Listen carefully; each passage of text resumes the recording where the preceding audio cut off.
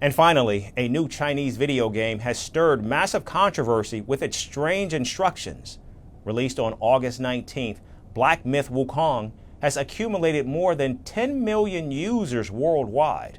However, gaming influencers have been asked to avoid discussing topics including Chinese politics and feminist ideas during live streams. Gamers were also warned against trigger words such as COVID-19, quarantine, and isolation. Our final story goes inside the gaming world for more details.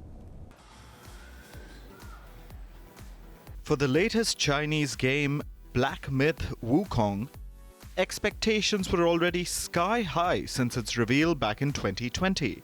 The game is based on the 16th century Chinese novel Journey to the West.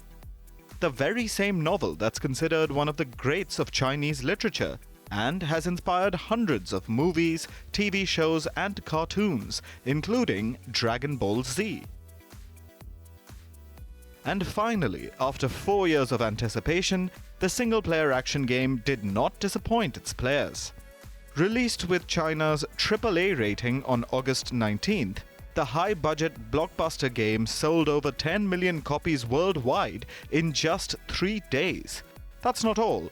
Launched by Game Science, Black Myth Wukong now has more than 10 million concurrent players across all platforms, and it became the second most played game ever on the streaming platform Steam.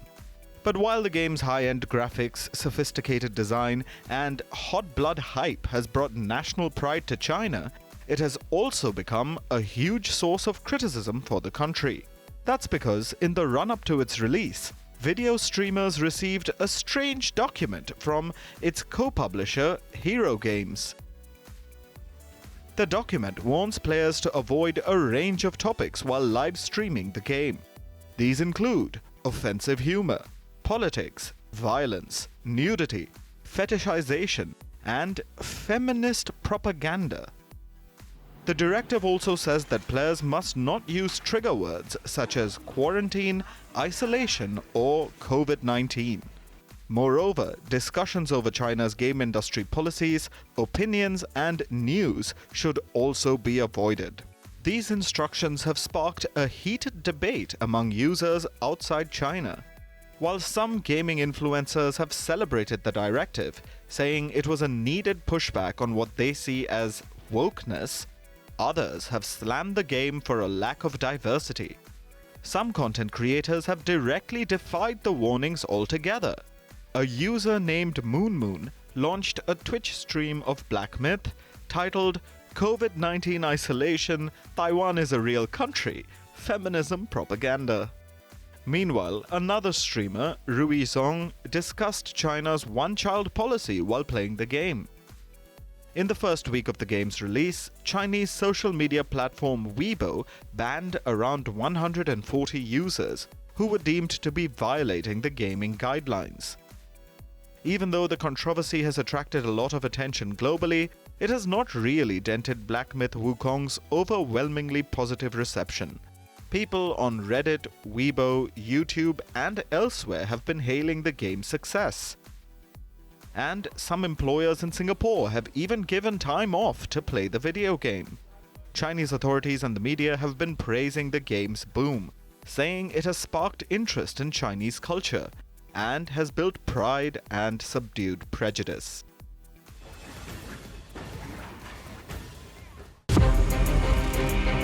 From impeachments to inaugurations, if it's a political story, we are on the scene. The race for the White House is heating up. Kamala, you're fired! I say, bring it on. If it's breaking news, we're live with the latest coverage. From the White House, the State Department, and Capitol Hill, we know the issues, but above all, we know the players to bring you the latest in-depth analysis on all the key stories that we're covering. I'm Eric Ham. Join me from Washington here on Firstpost America.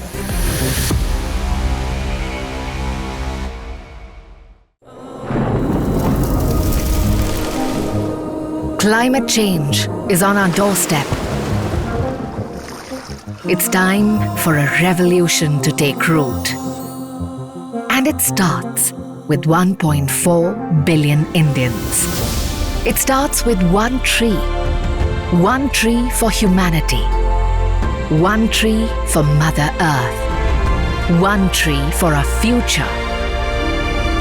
Project One Tree, a News 18 network initiative.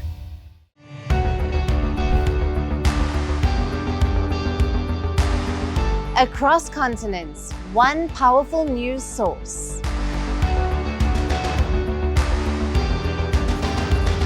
Bringing you diverse perspectives on the issues that matter.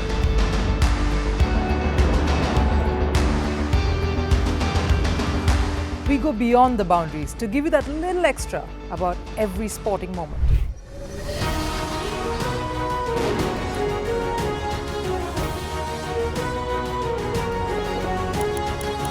So thank you for making Firstpost 5 million strong. We're counting on your support, and you can trust us to bring you the news unfiltered and unvarnished.